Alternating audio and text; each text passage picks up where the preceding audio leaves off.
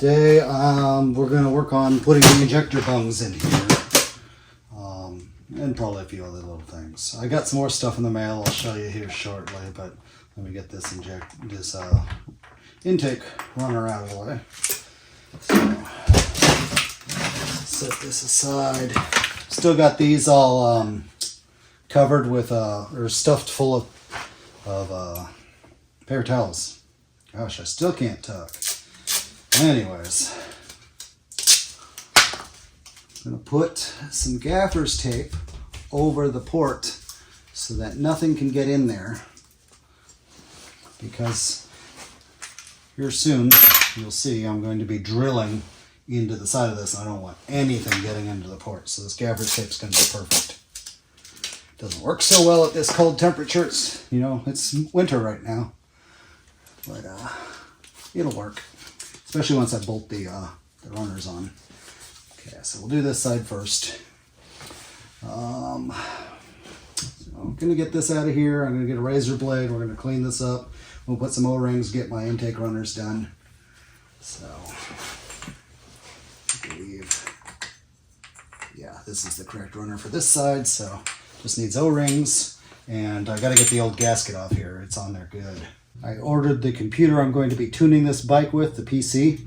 I found a Panasonic Toughbook on eBay for 200 bucks, and it's the convertible kind. You can flip the screen around to be a tablet, so that's pretty neat. It's got an i5 Haswell processor in it, and I looked. There were a bunch of them in that price range. I found one with a higher power version, the 28 watts, 13 watts, so it's higher performance. 4310, I believe, is the processor number. So, yeah, I'm thinking that that's going to be a good processor for, or a good laptop for tuning this bike. Being a Toughbook, I can just toss it in the saddlebag while it's on, and it'll be fine. It's all solid state and stuff, so. Okay, I'm happy with that. Good enough. Gasket will pick up the difference. So let's find 2 O-rings for this and the gasket that goes here. I've got a bag of O-rings here. I seem to have 4 of these. These are all identical, so I'm going to use these. I only have 2 of these, and I got 1 of that.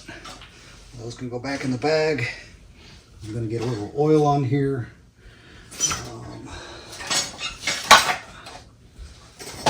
Got some oil at the bottom of it. Just oil the O-rings a little bit so they make a good seal. All right. There's 1. They'll also slip in without, you know, catching and tearing when they're oiled. So there's 2.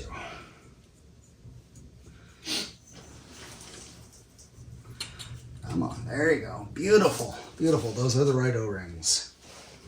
And then the end that I just cleaned up. Gasket set. 1 of you. Very good. Put that back up there so I don't step on it. Yeah, that matches up nicely. Cool. So we will set that in place.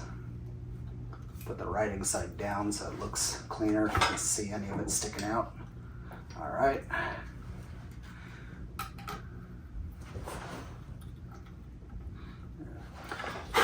There's that one. And this one. These are going to be 8s. So.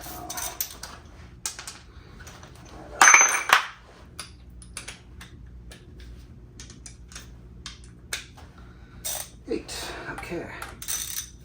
Let's just spin these down. Get some oil all over myself. So my tools got oil on them.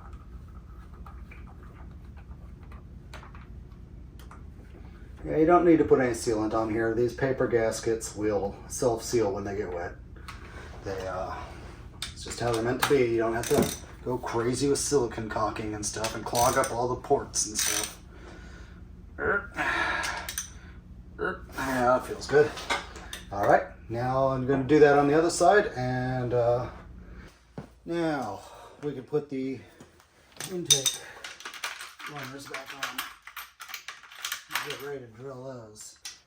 Now, if I get this wrong, if I completely screw this up, I can always buy more of these runners on eBay.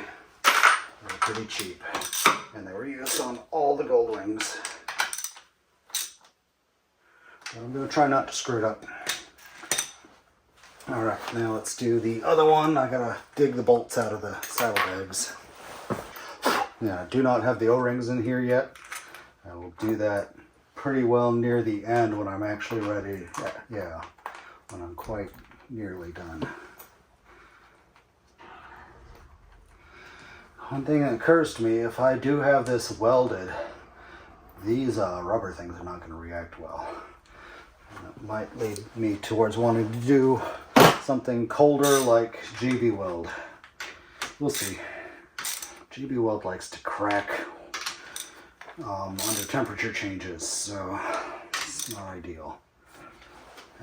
We'll see. Maybe we can just do something to keep that cold, but the way aluminum transmits heat, I wouldn't be surprised if these things just up and die. And really, if they do, I could just replace them with some radiator hose.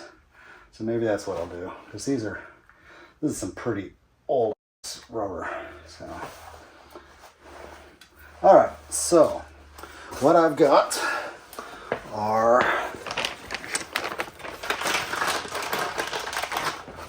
for these injector bungs. What I want is to drill. I'm going to drill straight in, and then we're going to go and kind of rotate it, and we're going to keep going up sizes until this thing can fit in and go in at an angle like this inside the runner and stick out. You know what I'm going to do is I'm going to trim off what sticks off on the inside, so it'll be kind of a slash cut on the inside, and then weld around the outside. One on each of these, and I got the fuel rail. So these will be here. Fuel rail will be on top. It looks like I am going to use more than half of this fuel rail to do this, so that's fine. I'll just buy another. This was $10 a foot. I bought 1 foot thinking, 6 inches will be fine. Yeah, 6 inches is not fine. So to mark, I don't have a center punch handy. So what I'm going to do is I'm going to use a screw and a hammer. So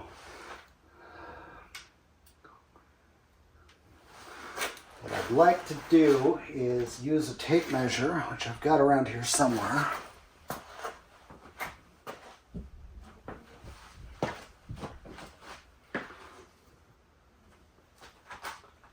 You'd think I'd have it around here somewhere. Oh, there it is. Okay. Grab my tape measure.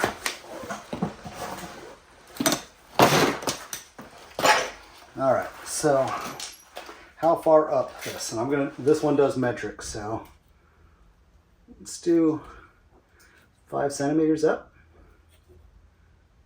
Or do we want to do 6 centimeters up? Let's do 6. 6 centimeters up. A little bit harder to read, but put that on the flange. 6 centimeters up.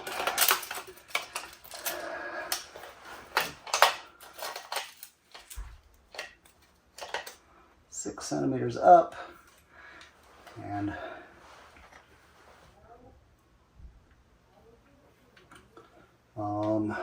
we come.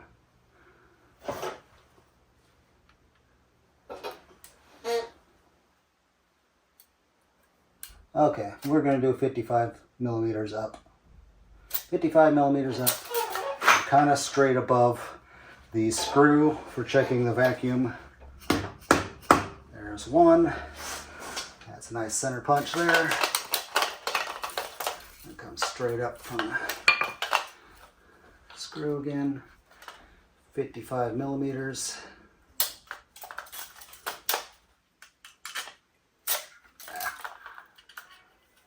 Near as I can tell.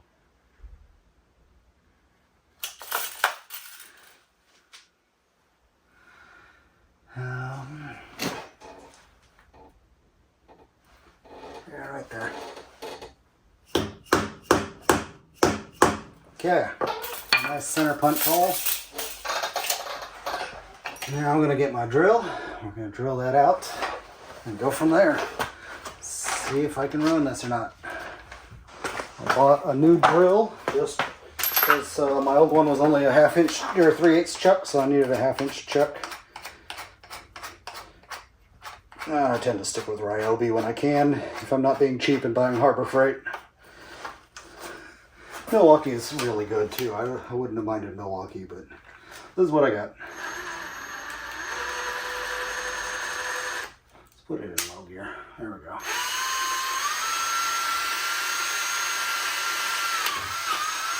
All right. No point of no return, huh? All right. So we got some gaffer's tape to keep the shavings from going down in the holes into the ports, because that would be very hard to get back out.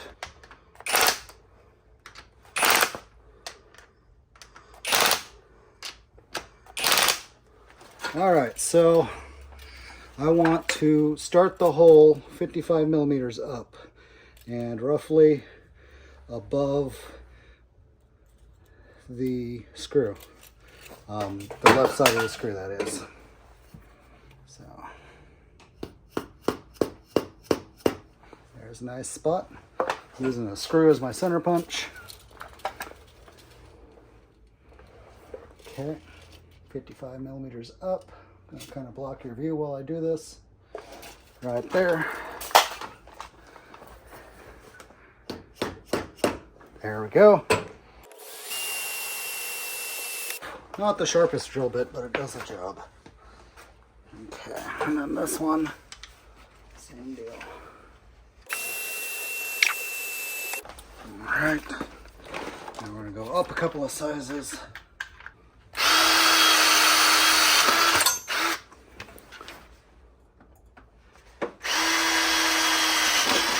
All right, that one was not dull.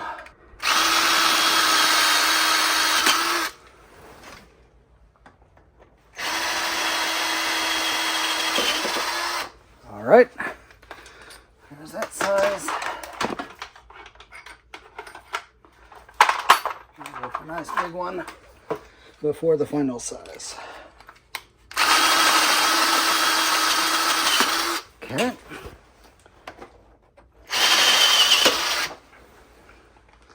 There we go. Now, 5/8, which is, 16 millimeters. And I've got one of these ones that's got a 1/2 inch shank on it, so it'll fit my drill. Okay, first we drill the hole straight in. All right, and now we're going to work our way vertical.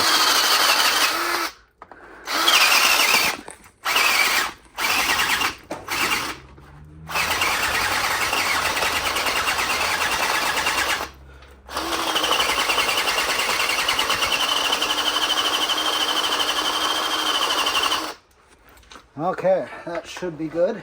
Let's try an injector bung in there.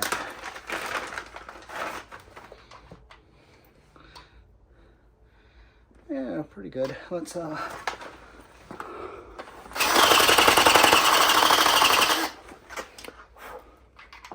we go. Yeah, I like that. Just a little bit of free play in there. Okay, now let's do that to the back one. Here we go again.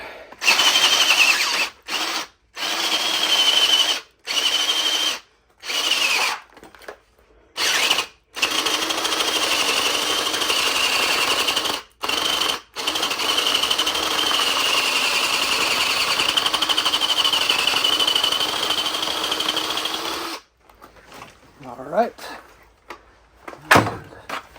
Good bang. There we go. I'm getting better at this. Yep, I like it. That one turned out great. So that's how the injector bung's going to go. Camera doesn't want to position properly. Anyways, yeah. Now you get all those metal shavings off there. I'll probably blast this with some carb cleaner because I got it all over the valves inside the head on this side. But yeah, once I can get those welded in, we will be ready to go.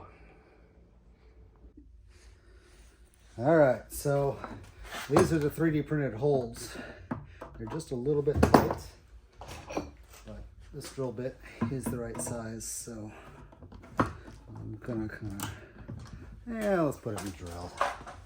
That's better. That's good. And then I got the one on the front.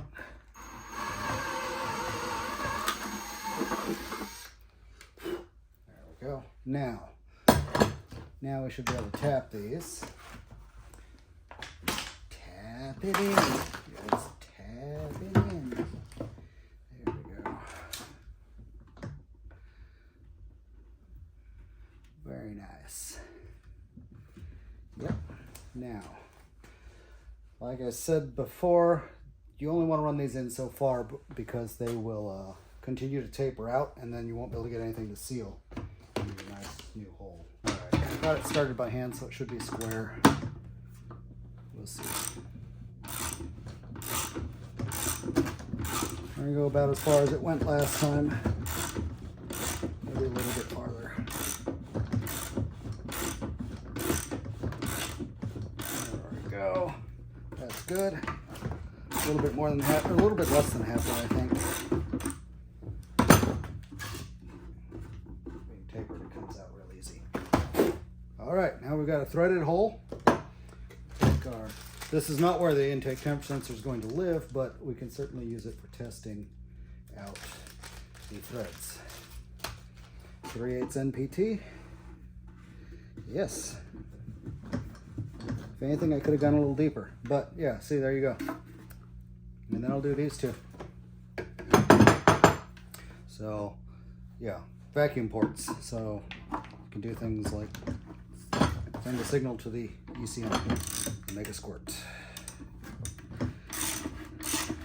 And maybe I'll get plugs and put them in the ones I'm not using. I probably have more than I need, but I wanted it to be that way. It's better to have too many than not enough. Actually, no, I'll go tighter. Farther, farther, please. There we go. I'm gonna make pipe plugs, 3/8 NPT pipe plugs. Probably get nylon ones, they'll work with the plastic quite well. Easy to tap plastic. Okay, that looks square. And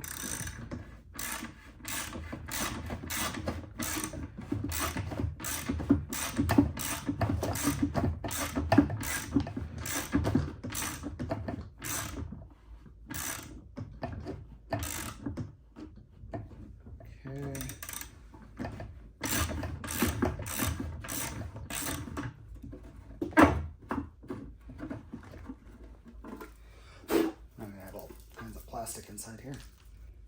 I'd like to see if I can track down some fittings for this.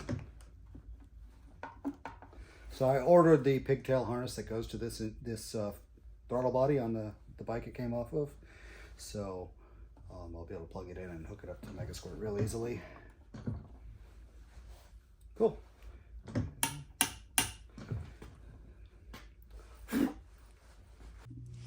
Alright, I couldn't find the bolts for the throttle body. Well, I did find some, but they're just a little bit too short. These are in my pocket. I'm going to go to the hardware store and buy the next length up.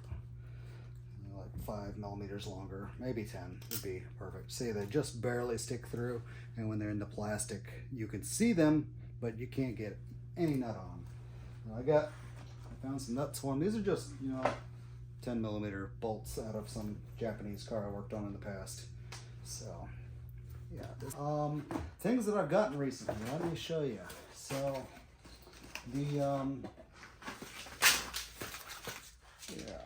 spark plugs on this bike. For some reason, I still got one in my pocket. So, this was really difficult to find. First, the spark plugs that come with a Goldwing and a lot of older motorcycles are just threads on top. They don't have that little nipple. And, getting a good cross-reference website to actually look that up is such a pain. So, what I found,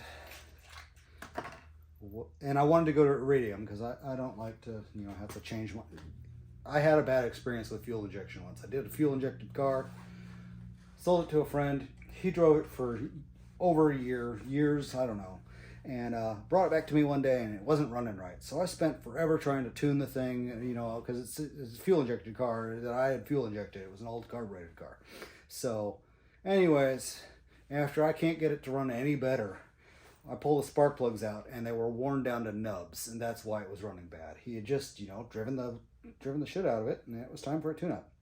So I go with iridium and everything now. So found one with a nipple. There is a direct cost reference to iridium. These are DR8EX, and I think it's DR8EIX gets you iridiums for a Goldwing. But these are Champion brand, which were much cheaper than the NGK ones. They're 9700s or RA8WYPB3. Such a long number. 9700 is great. So I called in and asked for some 9700s. These are the right length. They're the right thread size and pitch.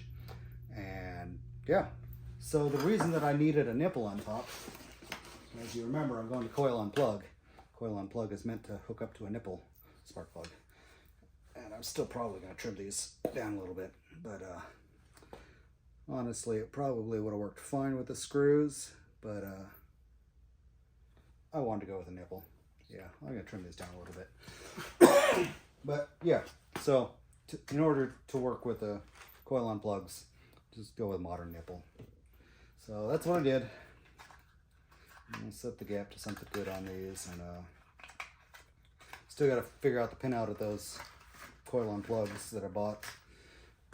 Look them back up, see what car they came off of, and I'll look that up. I've got the trigger wheel. So here's the trigger wheel. And I may have to make that hole bigger, which is unfortunate because I bet I don't make it perfectly centered when I run a drill bit through it. But I will try. Anyways, let's see. This is going to go right here. That's the crankshaft where the timing belts hook up. Remove that bolt. Probably remove this little plate. Put that there and bolt it back on. So it's a 36 tooth minus one. 36 minus one. There's the missing tooth. It's 90 millimeters diameter. And the trick after that will be when I put the covers back on, getting a sensor that can point at it and fit inside here and not interfere with the timing belt and not interfere with the cover that has to go back on. I think I've got one picked out that's going to work well. We'll see. I'm also going to put something on the camshaft pulley so that it can pick that up. I've got a sensor for the camshaft pulley one. This one's much simpler. Here, let me put this. All right. Yeah. So this is going to bolt right up to the timing belt cover, and it's got that slot right there. So if I run, you know, the nice heavy thickness sheet metal, and it needs to be like half moon. So half the time it's going through here, and the other half time it's not going through here. And that will give me the camshaft phase, because the crankshaft goes around twice, and every time the crankshaft goes around twice, every time the camshaft goes around once. So if you have a half moon shape and it's not in here, then it knows this rotation of the crank is that one, and then when it is in here, it'll know that that rotation of the crankshaft is that one. If that makes any sense. I'm just jabbering.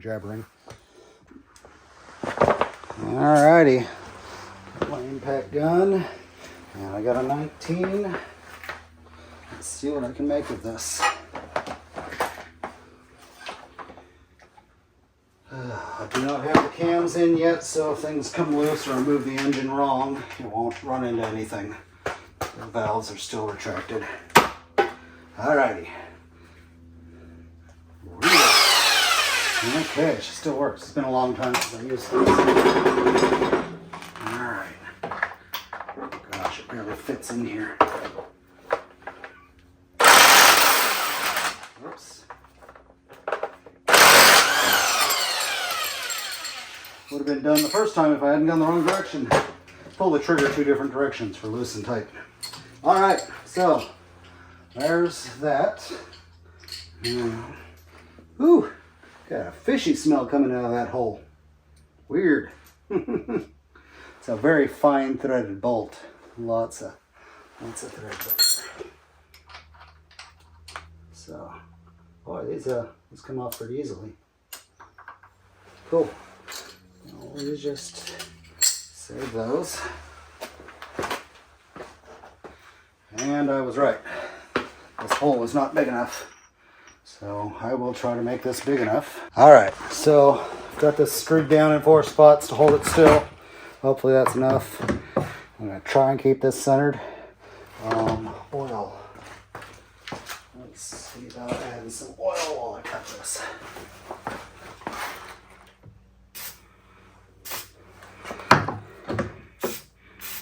Alright, we're in low gear.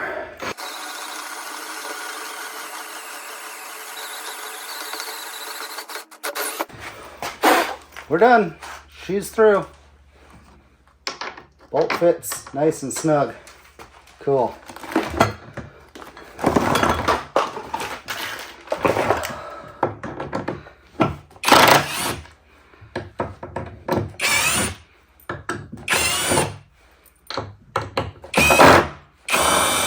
Come on. There we go. Wipe this all clean. Ideally, I'll come up with some way to lock these two together. There we go. This will work to keep the timing belt on just like the original washer did.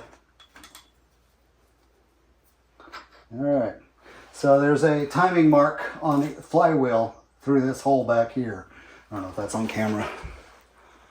Yeah, so this hole back here, you take that out and there's a timing mark on the flywheel, and I set that the proper angles off of top dead center. It's in the Megasquirt guide somewhere.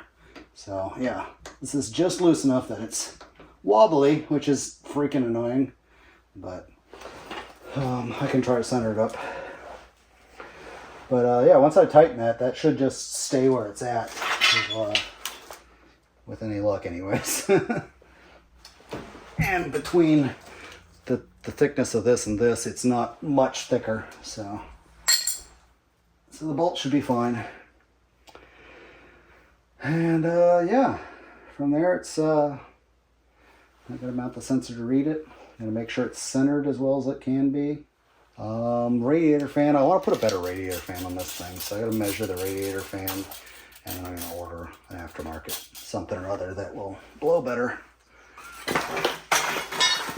Boy, howdy, is this... Oh, geez, that fan is not even centered properly. Oh, probably because it wouldn't clear otherwise. So anyways, looks like we have about a 10-inch opening. So a 10-inch fan would be perfect. 9-inch might be fine too. This particular fan is, yeah, 9-inch.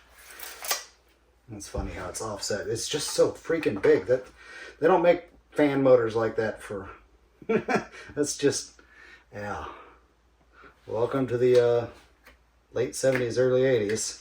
That's how they designed it. Yeah. So I'll pull this off. And it's even got an integrated... This part of the shroud on this fan is built into the radiator. It's like welded on. That's funny. I can just tin snip that off or something. That won't need to be there anymore. I don't know why I did that. I still want to order a new water pump. The water pump, it's right there on the bottom of the engine. It would be easy to change with it in the bike, but I want to change it before I get this all back together. I just want this thing to be reliable afterwards. I don't want to say, okay, it's all good, and then head off on a nice long road trip only to have the water pump start leaking, you know, 250 miles into my trip. You know, 1,000 miles into a 5,000 mile ride. I don't need my water pump leaking. Throttle cables. I got these two that go down. Here you are. All right.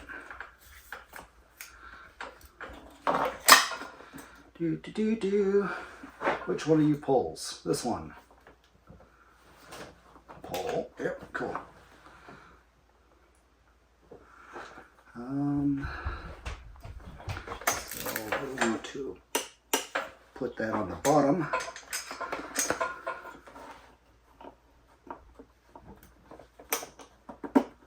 There we go.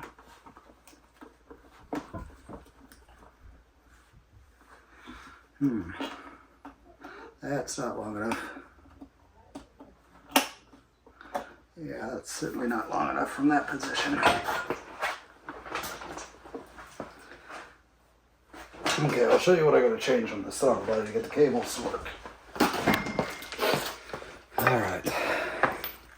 So this is the pull one. It's going to pull.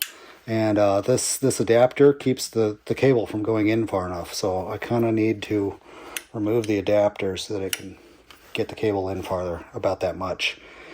It does seem to be part of it, so it's going to be kind of destructive. This one I think is going to be fine.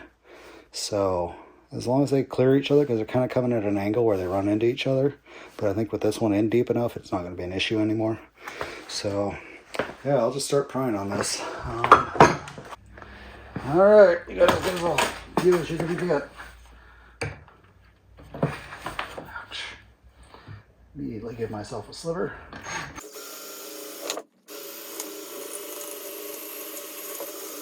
Alright, I think I got it that nice and quick. Somebody send me some good safety glasses.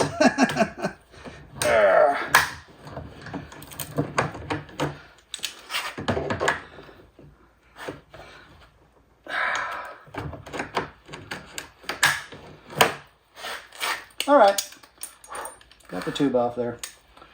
I'm happy with it. Oh, buddy.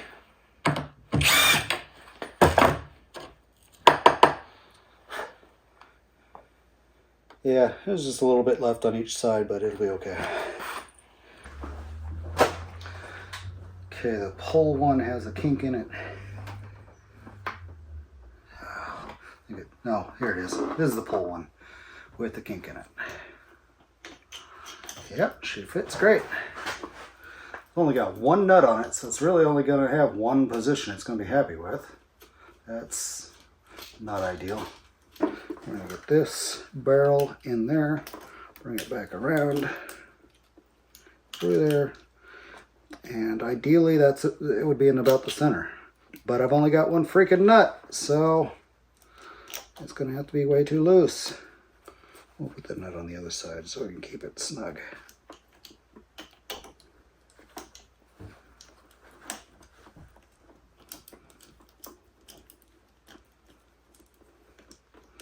Could probably take a nut and cut a notch in it for the cable and get it on here.